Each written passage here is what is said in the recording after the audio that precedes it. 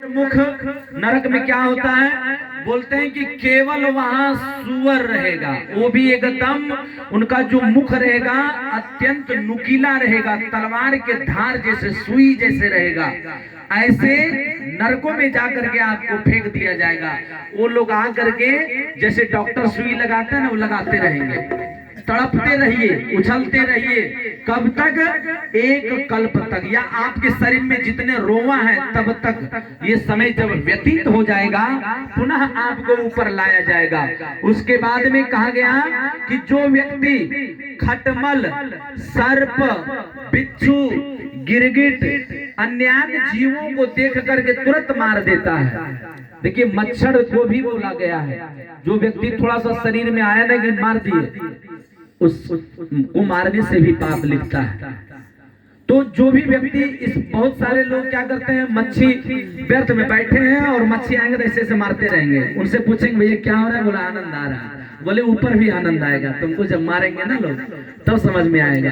तो ये छोटे छोटे जीवों को जो व्यक्ति मारता है उनको कहां पर ले जाते हैं, तो कहते हैं अंधकूप नामक नरक में ले जाया जाता है।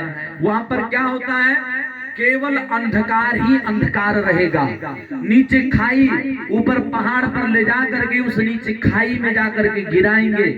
जंगल पूरा घनघोर, कई प्रकार के जीव जंतु रहेंगे, नोचेंगे चोचेंगे, फिर ऊपर से ले जाएंगे, फिर से गिराएंगे। ये प्रक्रिया चलते रहेगी उस अंधकूप में।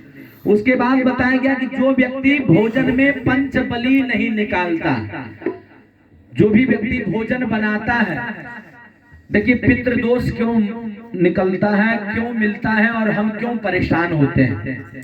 ध्यान दीजिएगा, समय ज्यादा नहीं लेंगे, भागिएगा नहीं आती है, समय कथा हो जाएगा तभी जाएंगे।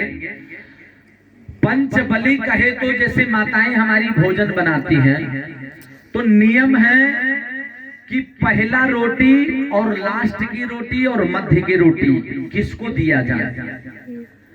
जो पहला रोटी होता है उस रोटी के 5 टुकड़ा किया जाता है, और पहला जो रोटी है वो अग्नि में, वही चूल्हा है, चूल्हे में ही 5 भाग करके अग्नि को दे दिया जाता है, अग्नि में हवन कर दिया जाता है। ये साफ साफ की बात में आप समझे, पहला रोटी।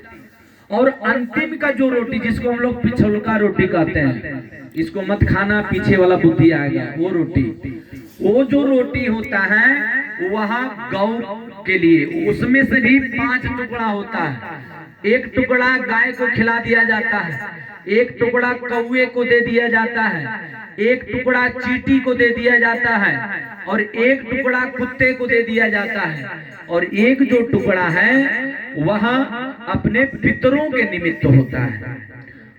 पहला वाला समझ गए और लास्ट वाला समझ गए। अब बीच वाला जो रोटी है वो हम मनुष्यों के लिए होता है।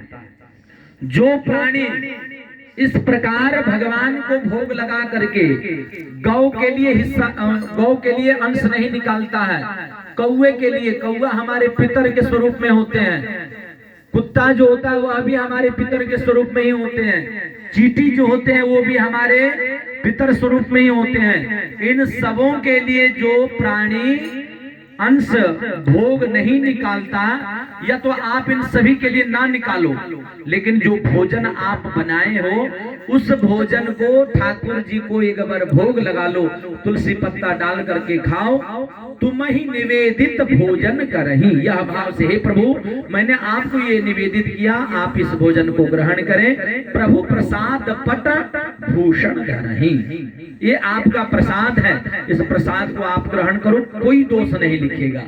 लेकिन जो प्राणी इस प्रकार के कृत्य को करते हैं, दूसरा हम लोग क्या करते हैं, माताएं अक्सर ये करती हैं, जो ज्यादा छरफर रहती हैं वो विशेष आटा सान करके रख दिए, अब पति देवी 1 घंटा के बाद